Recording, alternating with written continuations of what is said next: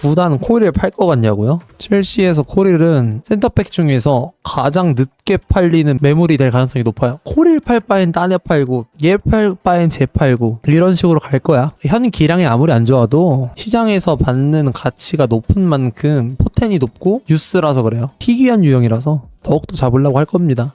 수뇌부를 설득하기에는 뭐 별 멘트가 필요가 없을 거예요. 왼발 센터백한테 붙은 이 가격표를 보여주면 끝나. 미국 놈들이잖아. 미국 놈들은 돈으로 말하잖아요. 왼발 센터백들한테 붙은 가격표를 딱 보여주잖아. 거기 코릴 남겨. 이 소리 나올 거야 분명히. 너무 심각한 기량이 아니라면. 코릴은 못하더라도 언젠가는 반기게 될 게 하나 못해서 팔린다 하더라도 순수익으로 존나 높게 찍힐 거라서 그렇게 욕할 거 없다고 봐. 나는 돈 많이 안겨다 줄 텐데 뭐 욕을 해야 되나. 살려고는 팔 이유가 없진 않죠. 오히려 명분은 더 있지. 장부상 이득을 봐야 되기 때문에 팔아야죠. 코릴의 실링을 유추하려면 1번 02에서 04 라인 중에서 왼터백들을 머릿속에 생각을 해보자. 자, 2번 그 중에서 홈그론에 해당되는 매물들을 생각해보자. 3번 그 중에서도 점유율을 주로 가져가는 축구에서 가장 트렌디한 전술에 어울리는 매물이 뭐가 있는지 생각을 해보자. 대충 설명이 되죠. 누가 나은데요? 이럴 수 있어. 근데 이 A가 더 낫다 그래서 A를 못 싸우는 상황이면은 구단은 당연히 코릴을 지켜야죠. 게다가 얘가 공중볼 경합 지표랑 그리고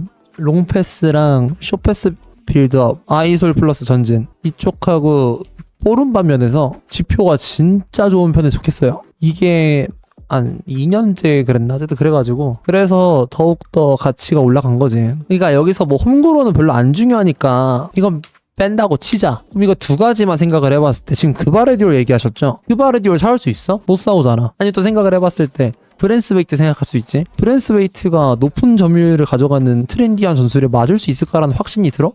안 되잖아. 부릴료 얘도 똑같아요. 높은 점유율을 주로 가져가는 축구에서 가장 트렌디한 전술을 어울리는 선수가 누가 있는지 생각을 해봤을 때 여기 부릴료가 해당이 돼? 그것도 아니잖아. 그나마 칼라피오리인데 근데 칼라피오리 자체도 그렇게 막 미련이 남나 이것도 아니잖아요. 그러면은 뭐 코릴 써야지. 이게 되죠. 코릴 자체에 너무 환장해서 얘한테 미치는 그게 아니라 그냥 진짜 시장을 냉정하게 평가를 해봤을 때 얘만한 애가 없긴 하네 이 생각이 들어. 그러니까 남기는 것도 있어요. 그래서 그런 거야. 코릴에 관해서 불만을 많이 표시할 수 있는데 생각보다 이런 이점들이 있어가지고 욕을 안 했으면 좋겠어. 나는 개인적으로 당장의 기량에 관해서는 뭐 되게 욕을 할 수 있는데 근데 이렇게 따지고 보면은 진짜 뭔가를 첼시가 하기 힘들거든요. 얘를 팔고 봤을 때 누군가를 데려온다. 예를 들면 코릴을 1200억에 팔았어. 그럼 1200억에 센터백을 데려온다고 쳐. 그럼 02에서 04 라인쯤에서 왼터백을 데려온다고 해. 인카피에 정도가 생각이 나는데 그럼 인카피에가 코릴보다 왼터백으로서의 지표가 더 좋냐? 인카피에가 코릴보다 확실히 첼시한테 더 메리트가 있냐? 첼시라는 클럽에 한정되게 생각을 했을 때 그거는 코릴이 좀 더 낫거든요. 그렇게 생각하면 그러면 이제 결론이 코릴을 그럼 남겨야겠다 이 생각이 드는 거지. 그럼 이제 구단이 코릴을 어차피 남겨야 되니까 코릴에 관해서 좀 더 띄워주고 코릴한테 좀 더 기회를 줘서 얘가 이 시스템에 더 최적화가 되게끔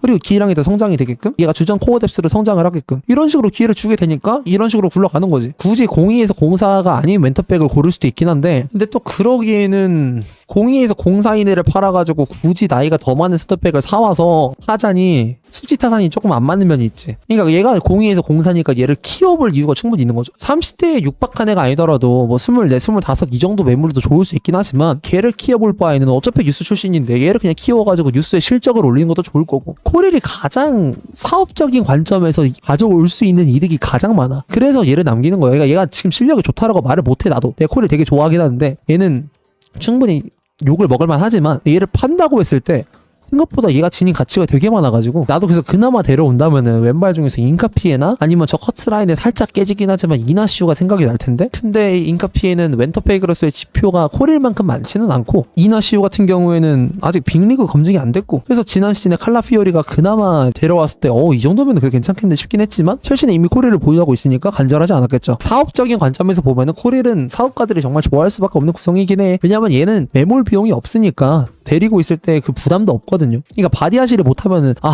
저 새끼 얼마에 사는데 이 생각이 들 수 있는데 코릴은 키웠잖아. 그래갖고 뭐가 없긴 하지. 코릴 빅리그 검증이 안 됐다고 하기에는 브라이튼에서 존나 잘했잖아. 한 시즌 동안. 검증이 된 거거든. 마레스카는 전술이 어디가 문제냐면 후방은 존나 많이 바꿔. 후방이라는 게 여기는 개 많이 바꿔요. 패턴을. 여기를 안 바꿔. 이게 문제야. 그러니까 여기는 3명을 넣고 2명을 이렇게 배치를 하든 3위를 넣든 2위를 넣든 이렇게 나 많이 바꾸는데 배치를 해놓는 구성원도 레프트 풀백이 내려올 때가 있고 센터백 해놓고 CDM 내려가 놓고 이렇게 할 때도 있고 뭐 이게 있는데 이거는 좋다 이거야. 근데 이제 이 최전방 쪽에서의 변화가 없는 게 존나 아쉬운 거죠. 특히 여기 정확히는 2구역 여기서 변화가 아예 없으니까 하면 똑같이 고립되고 그러잖아. 그게 아쉬운 거지. 여크는 솔직히 잘못된 거 모르겠는데 여크를 하더라도 매번 똑같은 상황에서 여크가 나와요. 그러니까 선수 배치도가 계속 보이니까 그게 문제인 거지. 그리고 여크로스 이전의 접근 방식에 관해서는 그 빌드업 패턴 또한 굉장히 항상 유사하다는 느낌밖에 안 들고 전술적인 다양성으로는 정말 리스펙을 받을 만한 감독은 맞는데 최전방을 어루만지는 기술에 관해서는 좀 물음표가 드는 것 같아. 토치는 선수 차력쇼였잖아요. 그러니까 되게 직관적이잖아. 우리가 이 전술에 관해서 이론을 이해할 필요가 없고 그냥 딱 봤을 때 바로 가시적으로 딱 들어오는 굉장히 직관적인 면모가 있으니까 그래서 더 보기 좋았다는 생각이 들 수 있지. 조지요? 조지는 근데 지금 기회를 잡을 신호탄을 열었지 지가. 세기를 박냐 마냐는 지 실력에 달렸죠. 뽀록골이든 뭐든 결국엔 팀을 구했잖아. 결과로 입증했잖아요. 그래서 이거는 사실 뭐 쐐기가 박혔다기보다는 자신을 키워볼 만한 여지를 더 벌어온 느낌이지. 그러니까 여기서 얘는 이제 쐐기를 박아야죠. 왜냐면 그동안 뭐 나 괜찮게 하다가 이렇게 골로 이제 증명을 한 게 아니라 확실히 아쉬웠다가 이번에 생명 연장을 한 느낌이라서 여기서 이제 쐐기를 더 박아야지. 뭐 교체 투입을 더 해가지고 더 수명을 번다거나 그렇게 해야지. 지가 보여줘야지. 지난번에 그 풀럼전에서의 골 정말 경이롭긴 했는데 근데 그거는 솔직히 원더골이다 보니까 누구나 한 번쯤은 찾아올 만한 뽀록이긴 해서 조지가 슈팅 스킬이 그전까지 좋았던 애가 아니긴 하잖아요 사실. 물론 뭐 1군 무대에서 뛰는 압박감이라는 게 있을 거고 여러 가지 뭐 그런 게 있긴 하겠지만 뉴스한테는 좀 가혹한 요소가 있긴 하더라도 결국은 이건 프로의 무대이기 때문에 얘가 살아남으려면 세게 박아야 돼요. 그러니까 조지의 가치는 결국 레프트 윙에서 나오는데 얘가 레프트 윙에서 굉장히 좋은 활약상을 보인 게 아니라서 지금 한정으로는 풀럼전에 펄스9으로 출전해서 중거리 발리골이라는 퍼포먼스는 그냥 일시적일 가능성이 큰. 저거를 높게 보기에는 감독들은 보통 과정을 많이 보니까 조지가 보여주는 과정의 퀄리티를 보겠죠. 근데 이 재검토의 기회를 원더골로 살린 거고 그런 거지. 그래서 얘는 뭐 풀럼전에 그 골 넣었다 그래서 예쁘긴 하겠는데 근데 그걸로 입지가 더 단단해졌다고 보긴 힘들어요. 지금 사실 제일 위험한 새끼는 실력적으로 잭슨이 제일 위험한 것 같은데. 그리고 굳이 따지자면 파머? 쿠쿠렐라도